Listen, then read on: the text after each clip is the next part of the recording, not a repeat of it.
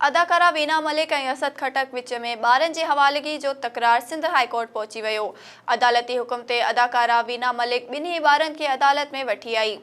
SS news जे reporter शाहिद Core i मूजिब अदालत ॿारनि जे पीउ असद खटक खे 2 कलाकनि ताईं ॿारनि सां मिलण जो हुकुम ॾिनो, जंहिं बाद असद खटक ऐं ॿारनि जी मुलाक़ात कराई वई। जस्टिस सलाहुद्दीन पवहर चयो त ॿारनि जे मामले में वालिदैन बहितरीन जज हूंदा आहिनि। अदालत खां ॿाहिरि मामलनि खे हल करण जी कोशिश करियो। सरोज जमील एडवोकेट चयो त कोशिश कई पई वञे, उम्मीद आहे त मामलो हल थी वेंदो। असद खटक जे वकील चयो त असांखे डप आहे त वीना मलिक ॿारनि खे परॾेह वठी वेंदी।